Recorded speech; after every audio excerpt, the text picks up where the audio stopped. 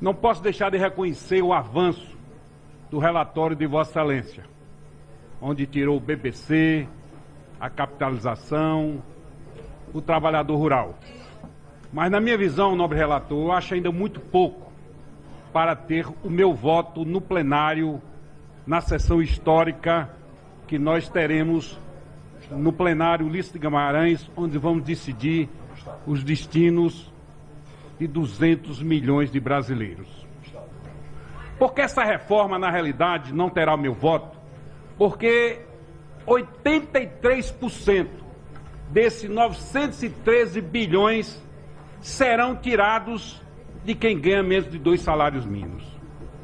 Talvez o ministro Guedes, talvez o presidente Bolsonaro não saibam que é um trabalhador rural, sai 5 horas da manhã com a enxada nas costas para ir plantar milho, plantar feijão. E qual é o sonho dessa pessoa?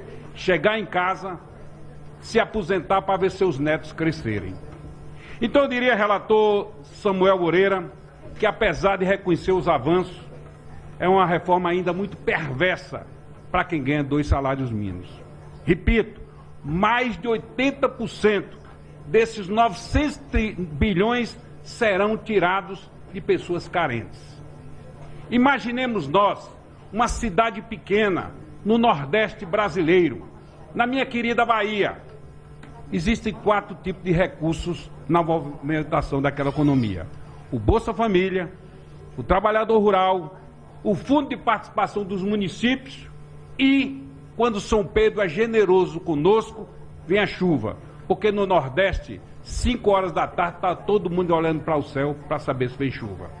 E com essa reforma, que diz que vai resolver o problema do desemprego, e vão tirar 900 bilhões do povo brasileiro, ou seja, dos mais carentes, consequentemente, vai penalizar principalmente aqueles que ganham 2 salários mínimos.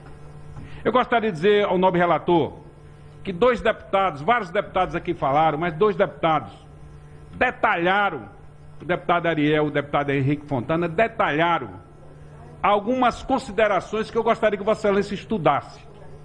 Vossa Excelência, que tem sido muito atencioso e pelo regimento pode inclusive mudar o seu relatório, e diga-se de passagem, achei grandeza de Vossa Excelência quando disse que era favorável a colocar os estados e municípios, mas que sentiu que a maioria do plenário não gostaria deste item, ou seja, não seria aprovado, mas pelo menos, salvo engano, Vossa Excelência deu sua opinião que era favorável.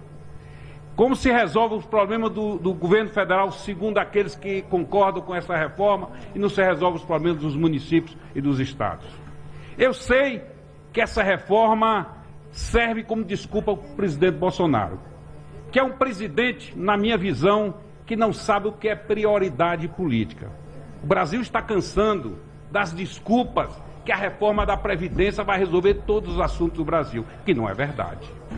Não posso deixar de reconhecer dos avanços da relatoria de Vossa Excelência, mas eu imaginava que seria uma reforma que tirasse dos mais ricos, dos juízes, dos desembargadores, dos deputados, dos gerentes de bancos, dos ministros, dos empresários, e poupassem aqueles que ganham 1, 2 ou 3 salários mínimos.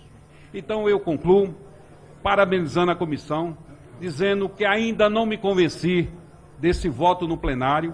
Acho que, apesar dos avanços, poderíamos avançar muito mais, poderíamos proteger mais a quem mais precisa e não privilegiar aqueles que mais recebem. Aliás, uma frase do ministro Paulo Guedes, que disse que vários lobbies dos servidores, daqueles que ganham mais de R$25 mil, foram atendidos por esta relatoria. Então, gostaria de, senhor presidente, concluir dizendo que continuarei votando contra, apesar de reconhecer o avanço da relatoria, mas ainda poderíamos ter avançado muito mais. Muito obrigado, senhor presidente, pela tolerância e compreensão de Vossa Excelência.